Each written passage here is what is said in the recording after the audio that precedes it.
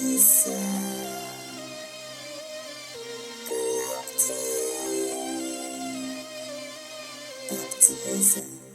and hello. You are listening to Galactic Baptism, and I'm your host, Verone Bright. Enjoy! We are going into deep winter months soon. The cold is coming. We can all feel it. It's here. And this time of year really invites all of us to go deeper within ourselves, have more quiet time, really start planning and working on that project. So if there is something out there that you are wanting to work on, start it right now. Like, do it right now. Create the space around you. Set up your microphone, set up your video camera, clear out the closet, make a shelf, like whatever it is you need to do, create the space that will invite you in to be able to manifest the projects and the goals and the dreams that you are trying to achieve. Nothing's going to just come to you. It won't fall in your lap. You're not going to get the golden ticket. And if you do, you'll miss the whole step in order to get to where you need to go. Like the Eight of Pentacles, Sun in Virgo, step by step, moving closer to the goals and dreams that you are wanting to achieve. So you got to get on the vibration. I am a big believer in manifestation and creating your own manifest world. I do have a lot of planets in Virgo, and I work with the Virgo constellation. Often call in the power of that manifest goddess, the goddess that knows both cycles of both sun and moon, yin and yang, day and night. You know, the story of Inanna going deep into the underworld and then coming back out again. The story of Lilith, the story of Medusa, the story of so many of our loved and very much misunderstood deity. And with that, I want to really go into a goddess, a deity that I have worked with very closely for about 6 years now, and that is the goddess Medusa. And Medusa is one who walks with me every day, and I would not imagine a life where she didn't work with me and walk with me. So yes, she came to me. Life quickly changed soon after her first initiation, and very much was a gate opener for me into deeper realms, deeper practices, both witchcraft and occult and metaphysical. And there's been such a transformation throughout the time I have worked with Medusa, not only for myself, but the transformation and evolution I have seen with the goddess herself, Medusa. Who I met 6 years ago is not who I work with currently today, because I have given space for her conscious evolution to take place, because I have spent the time with her energy, her being, her spirit, her vibration, her light and sound eminence.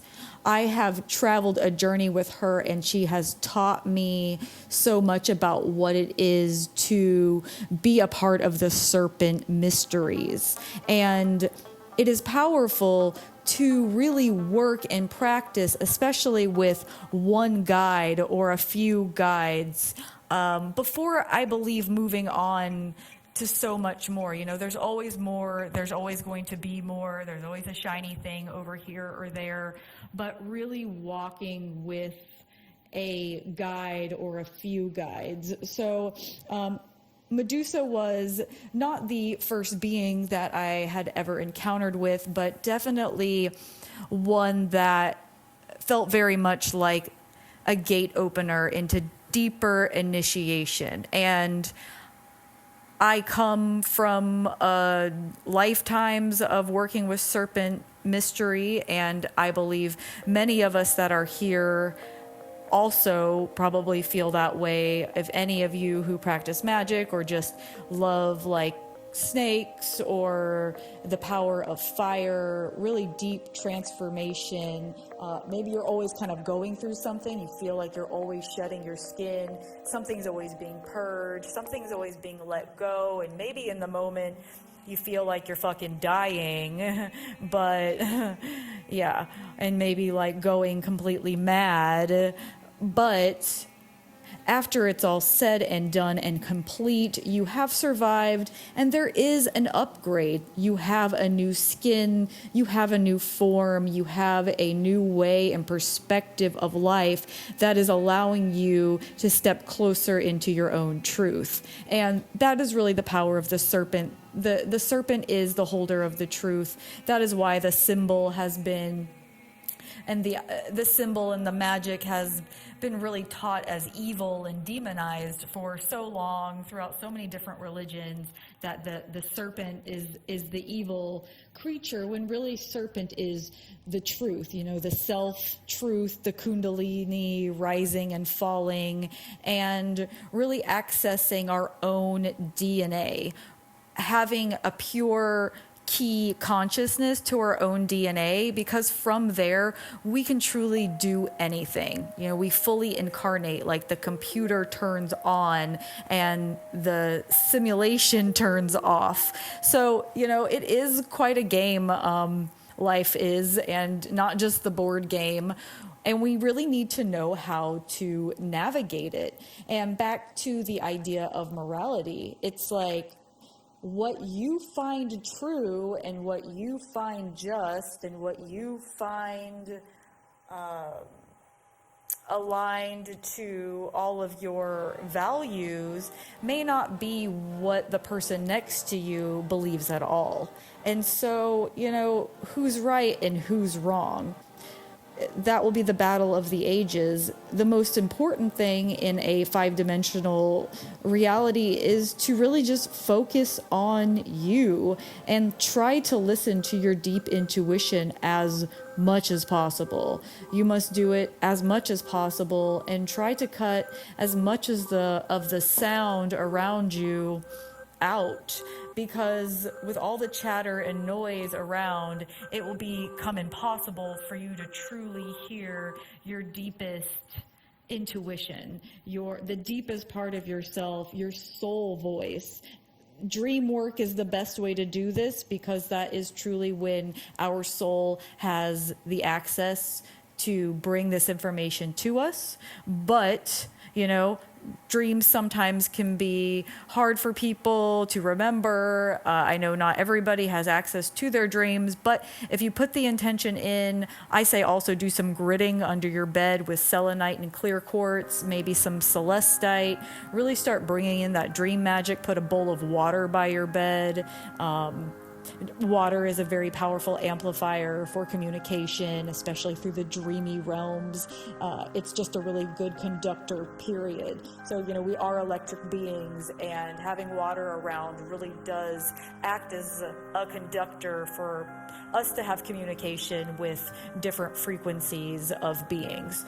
And right now, as Jupiter and the Galactic Center are coming together, it's a really powerful time to receive messages from, realms from beyond, matrices from beyond, star clusters from beyond, messages from beyond the veil.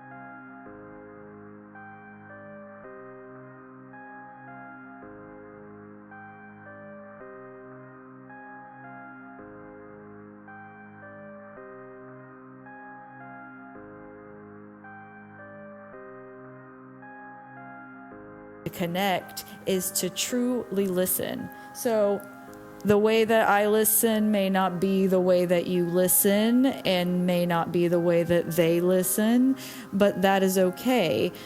How do you receive psychic information? Do you hear it with your ears? Do you see it with your eyes? Do you see it with your third eye in a vision? Do you get it in a dream? Do you smell a familiar scent? Do you get chills up your spine? Do you hear whispering? Like, did you see something out of the corner of your eye? However you get the information, remember that, because once that channel starts strengthening, the information will come that way.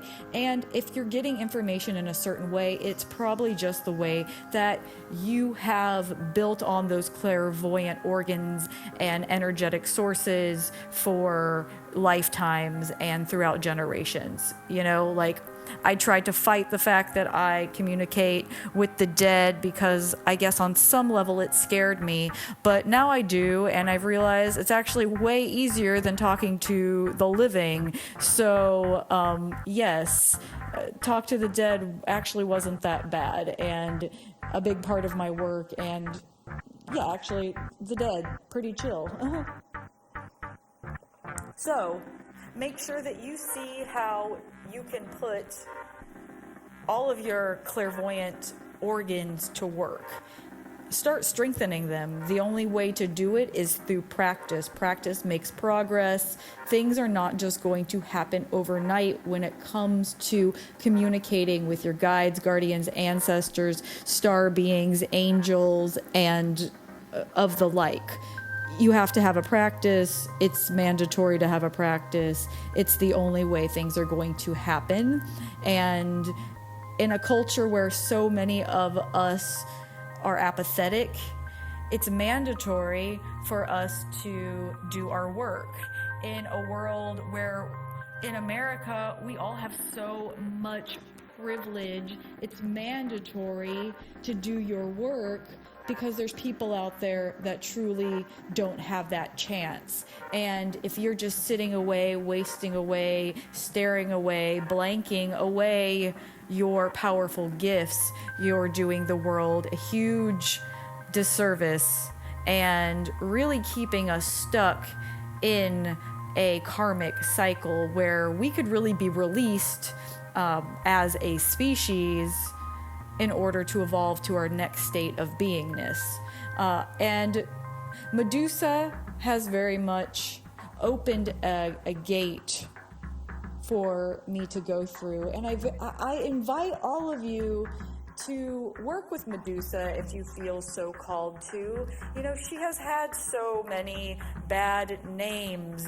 I think demon whore might be one of my favorite slanders towards Medusa, because it's just so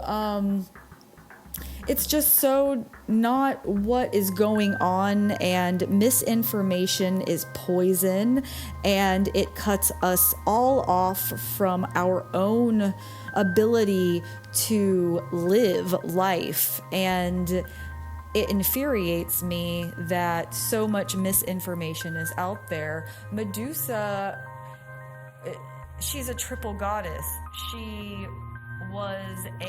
is a Amazonian goddess to Amazonian priestesses in Libya. And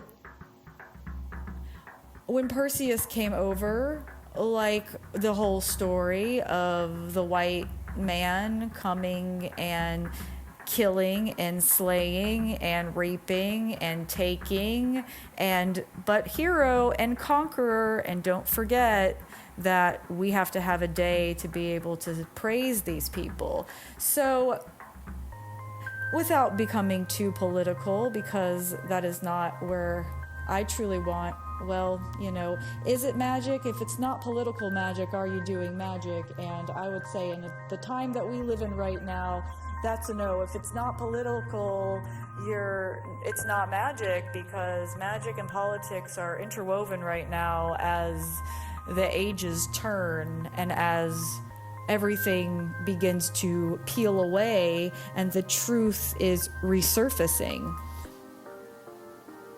So Medusa, triple moon goddess, worshipped by Amazonian priestesses, taken, thrown, become a mortal demon. She's not even a deity anymore. She's mortal and she's a demon.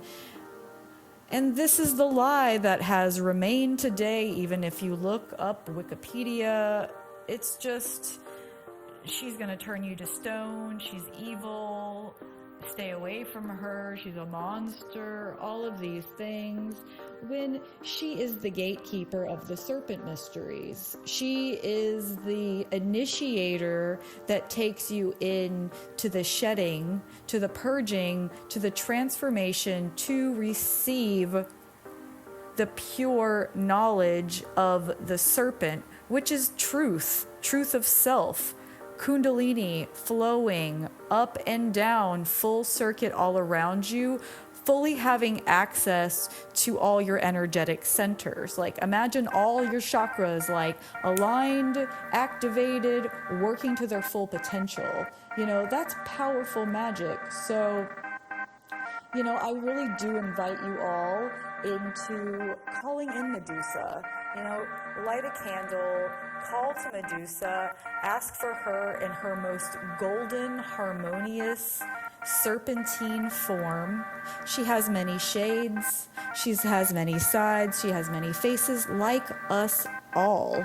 So call to her in her more holistic form, call to her with her golden energy, and really start working with this serpent energy, with the primal fire, with the great golden serpent mother, and see how she shows up in your life and how that can shift and improve your already existing magic. You know, we are all here to learn and evolve and shift and grow and change, and we need as much help as we can get. Let's be honest, we truly do. And there are guides and guardians and beings and star clusters and elements and so much around us that wants to truly help guide us. Everything is conscious in this world. We're not the only ones, and we all need to kind of work together. As we heal, they heal. As we grow and change, deity grow and change. We're kind of all in it together, just like Earth isn't the only planet on the block.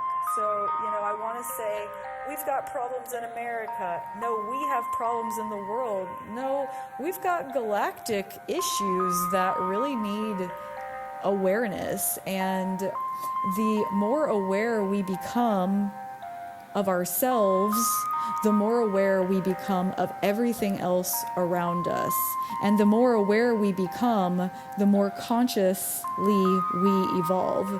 So thank you all so much for listening to my podcast, my broadcasting for a 5D reality.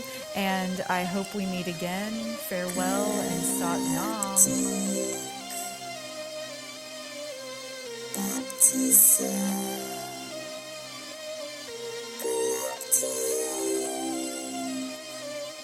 Baptism.